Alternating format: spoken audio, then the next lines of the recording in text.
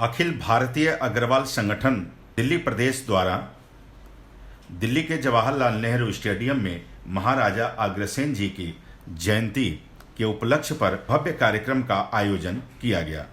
कार्यक्रम का शुभारंभ दिल्ली के प्रसिद्ध व्यवसायी देशबंधु गुप्ता, बीजेपी प्रदेश अध्यक्ष आदेश गुप्ता, मोती नगर के लोकप्रिय विधायक शिवचरण गोयल जी द्वारा दीप प्रज्वलन से किया गया।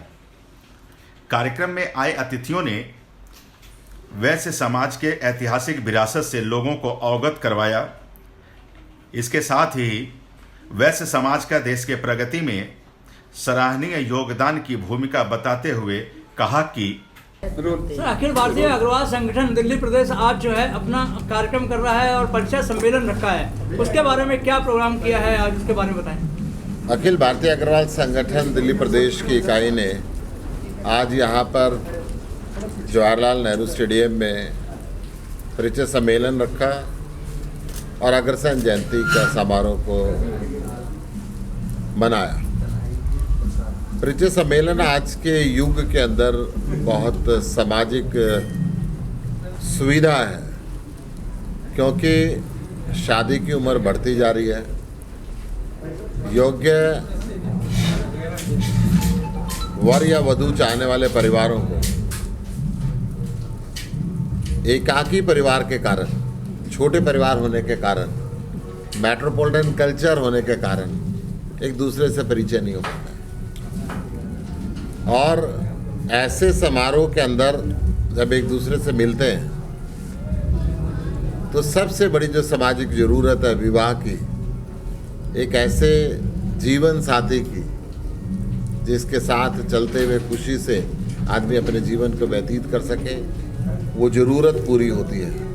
मैं अखिल भारतीय अग्रवाल संगठन के दिल्ली प्रदेश इकाई के अध्यक्ष माननीय देशबंधु गुप्ता जी को, हमारे राष्ट्रीय चेयरमैन प्रदीप मित्तल जी को और सभी आयोजकों को शुभकामनाएं देता हूं कि ऐसे सामाजिक कार्य हमेशा करते रहें। इसी तरीके से दुनिया के अंदर सबसे पहले समाजवाद को लाने वाले महाराजा अग्रसेन, जिन्होंने अग्रोहा के अंदर 1 ईंट और 1 रुपया देके सबको बराबरी का दर्जा देने का शुरुआत की।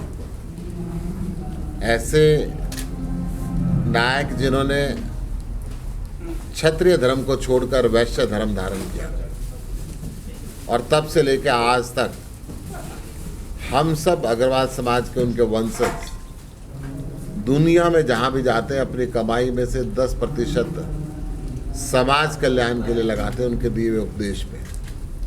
अगर इस देश के अंदर जहाँ भी मंदिर, जोहड़, कुआं, बावड़ी, हॉस्पिटल, धर्मशाला, गौशाला, कन्या विद्यालय, डिस्पेंसरी, जो भी आपको समाज हित के काम मिलेंगे, अग्रवाल समाज का योगदान वहाँ पे आपको अवश्य देखने को मिलेगा।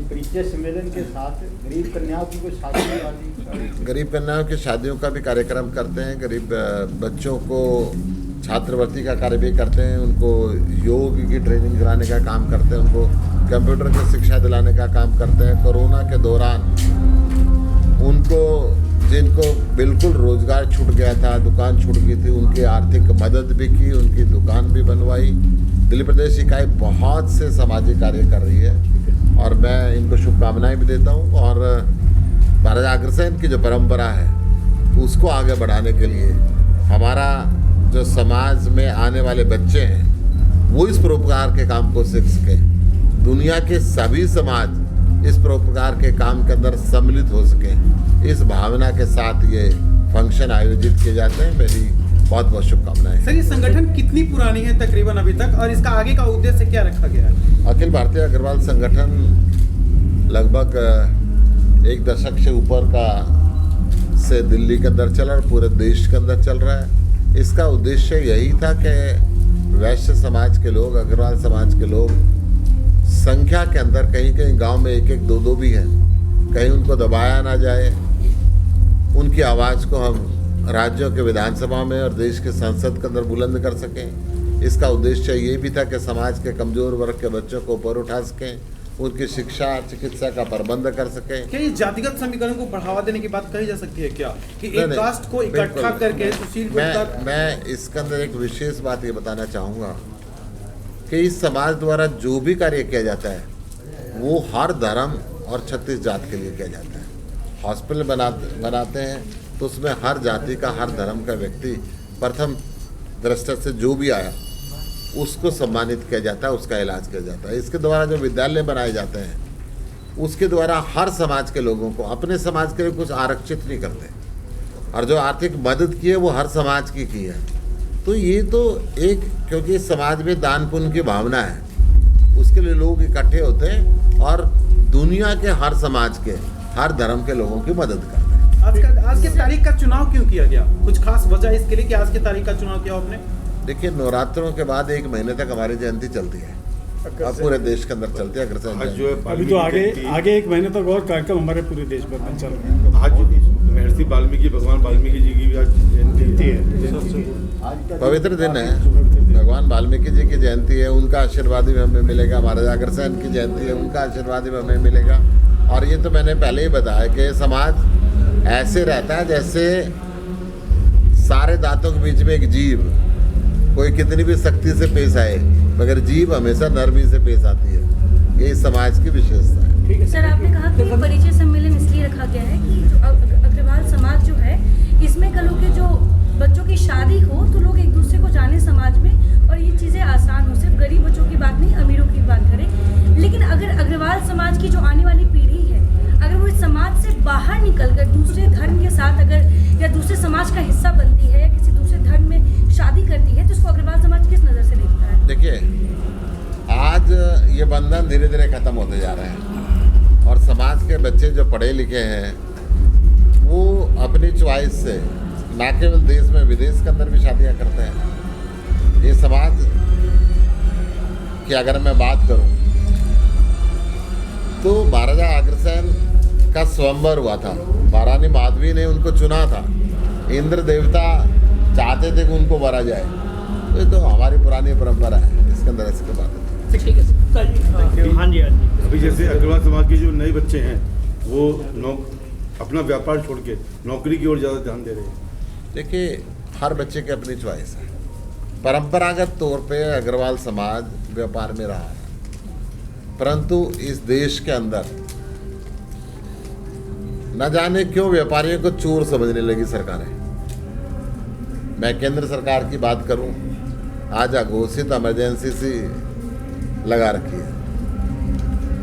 तो ऐसी व्यवस्थाओं से ये समाज के लोग भागते तो नहीं है, विदेश में तो नहीं जाते, परंतु अपने देश में सेक्टर बदलने का थोड़ा सा प्रयास किया।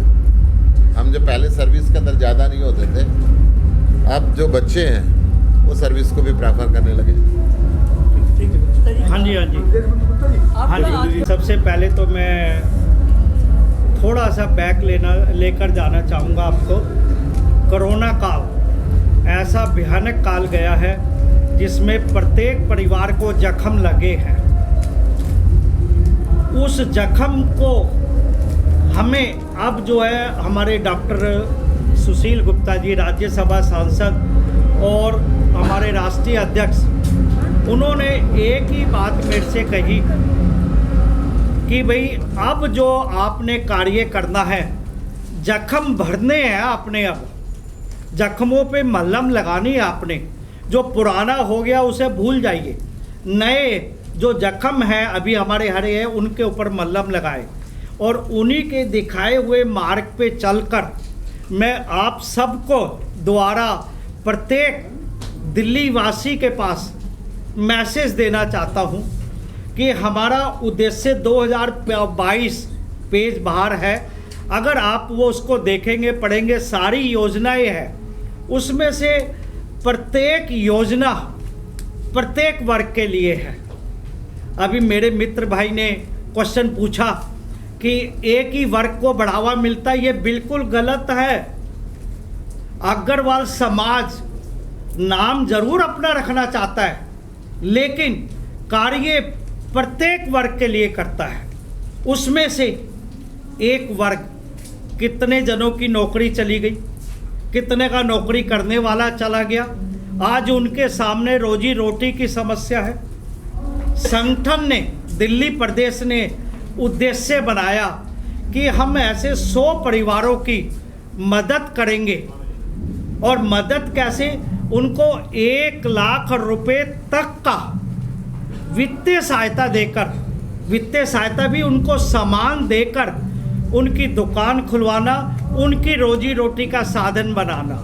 आज उस उद्देश्य में 22 दुकानें खुल चुकी हैं। इसके अलावा योग टीचर, देखिए ऐसा कोई भी आप, आज हम किसी को खाना खिला देते हैं, खाना खाने के बाद वो कल को फिर खाने की समस्या उसके सामने, तो ऐसा क्यों ना कार्य किया जाए जिससे उसकी ये समस्या ही खत्म हो जाए।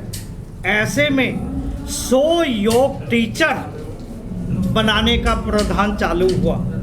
अनुभूति योग सेंटर, जिस पे प्रत्येक बच्चे को योग की 3 महीने की जो क्लास होती है उसका 15,000 रुपये लेती है और 5,000 रुपये गवर्नमेंट का सर्टिफिकेट लेने के लगते हैं। यानी करीबन एक योग टीचर को अगर आप बनाते हैं तो 20 से 25,000 रुपये का खर्चा हो।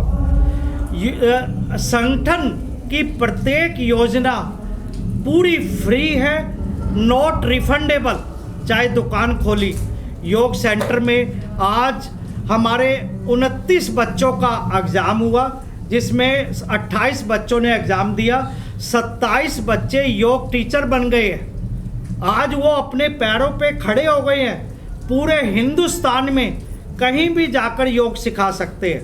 और एक सबसे बड़ा कंप्यूटर क्लासेस, संगठन के कार्यालय में 25 कंप्यूटर लगे हुए हैं, 4 बैच डेली लगते हैं, यानी 100 बच्चे free PG tally DTP course 3 महीने का कोर्स करते हैं।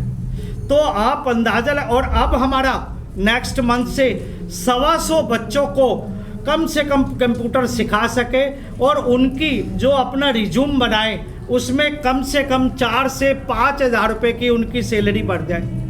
इसके अलावा कोई भी आदमी रेडी लगाना चाहता है, सब्जी की, फल की, चाय की दुकान, प्रेस की दुकान, कोई भी खोलना चाहता है, 10,000 रुपये तक का सहयोग दिया जाता है। इसके अलावा मैरिज में हमें जाना नहीं है, मैरिज में हमने सोबाजी नहीं करनी कि हमने इतनी कन्याओं का विवाह कर रहे। नो, किसी के यहाँ भी अगर मैरिज करना चाहता है, कैपेबल नहीं है, 50,000 रुपये तक का सामान दिला देंगे। बस अपनी शादी अपने आप करिए, कैसे करना क्या नहीं है। एक यूपीएससी एग्ज़ाम की कितनी कठिन समस्या है उसको पास करने की, और जो कोचिंग करते हैं उसमें और तकलीफ़ है, तो उस कोचिंग के लिए 50,000 रुपये तक का सहयोग दिया जाता है। ऐसी बहुत योजनाएं हैं। मैं सिर्फ आपके माध्यम से ये कहना चाहूँगा, आप सिर्फ उसको संस्था का कार्यालय का नंबर दे दें, मिडिल मैन कोई नहीं है, कार्यालय का नंबर दीजिए, कार्यालय उसको अपने आप बुलाएगा, उसकी इंक्वायरी होगी, उसकी चीज़ होगी और उसके वो हो जाएगा। इसके अलावा फ्यूचर जो हम आने वाले विदिन 2 मंथ के अंदर अंदर करने जा रहे हैं, सबसे बड़ी समस्या जो है कि डॉक्टर, अपने कार्यालय में एक डॉक्टर, एमडी डॉक्टर बिठाया जाएगा जो हफ्ते में 6 दिन डेली 2 घंटे बैठेगा और वो जितनी भी दवाइयाँ लिखेगा जेनेरिक दवाइयाँ लिखेगा, ताकि एक गरीब आदमी का 20 रुपये डॉक्टर साहब ले ले, 15-20 रुपये की दवाई ले जाए, 40 रुपये में उसका इलाज हो जाए। दूसरा, सबसे बड़ी समस्या सीनियर सिटीजन की है, चाहे वो नौकरी से रिटायर हुआ, चाहे बिजनेस से रिटायर हुआ है, उसका समय पास करना बहुत मुश्किल कार्य हो गया। ऐसे में senior citizen day care centre खोले जाएंगे। महीने में एक डॉक्टर आएगा जो उनकी चेकिंग करेगा, महीने में एक कवि सम्मेलन कराया जाएगा, महीने में वहाँ आकर डेली 2 शिफ्ट होगी, वहाँ आकर वो सांप सीढ़ी, लूडो, कैरम बोर्ड ऐसी गेम, ताकि उनका मन लग सके, उनको भी ये लगे कि भाई हमारा टाइम पास हो रहा है। ये हमारी भविष्य की सारी योजनाएं हैं। लेकिन ये योजना हमारे डॉक्टर सुशील गुप्ता जी के द्वारा दी गई योजना पेज के द्वारा दी जाती है, उसको हम अमल करते हैं। ये पर्सनल राय हो सकती है कि अग्रवाल समाज के अपने स्टेज पे कम से कम अग्रवाल समाज के बच्चे को तो ये है कि आप बिजनेस करिए, ना कि नौकरी पे जाइए। नौकरी पे अग्रवाल समाज के बच्चे देखिए, ये ना बच्चों की स्वतंत्रता है। हम आज किसी के ऊपर थोप नहीं सकते। थोप पे नहीं, एक सुनिए, आज मैंने आपको बताया था, व्यापार अधिकतर हमारे बच्चे करते ही हैं, परंपरागत तौर पे व्यापार करते हैं, परंतु कोई बच्चा सर्विस सेक्टर के अंदर जाना चाहता है उसके बाद करता है। ये अमाउंट लोनिंग अमाउंट है क्या ये? हाँ, बहुत बढ़िया, बहुत बढ़िया। आप ये देखिए, ऐसा है, एक मिनट ये पहले तो एक बात मैं कहता हूँ, ये राजनीतिक मंच नहीं है सर एक बार अमाउंट को क्लियर कर दे पहले। और अमाउंट नॉट रिफंडेबल है, किसी ने नहीं देना। मेरे मित्र मेरे से कहते हैं, मेरे जो जिनकी ये हेल्प करी जा रही है उनसे कहते हैं, मैं बोला आप अपने जैसे जरूरतमंद की मदद कर देना, कोई भी रिफंडेबल नहीं है। और ये सारा समाज से नंबर, हेल्पलाइन नंबर जारी करें। हाँ जी, हेल्पलाइन नंबर जारी करें। एक सवाल आपसे है। हेल्पलाइन नंबर जारी कीजिए। हाँ, हेल्पलाइन नंबर मैं आपको जो भी देता हूँ, और ऑफिस का एड्रेस भी जारी करें। हेल्पलाइन वो नंबर पेज है, मैं आपको आपको वो पूरा है, आप पेज दे। जी सुशील जी, सवाल आपसे ये है, आपने कहा कि ये यहीं से दे दो। केंद्र सरकार जो है वो अब कारोबारियों पर ध्यान नहीं देती है और कहीं ना कहीं जो कारोबारी होते हैं वो सिर्फ अपना कारोबार नहीं बढ़ाते हैं, वो रोजगार सृजन भी करते हैं और हमारे देश में बेरोजगारी बहुत बड़ा मुद्दा है।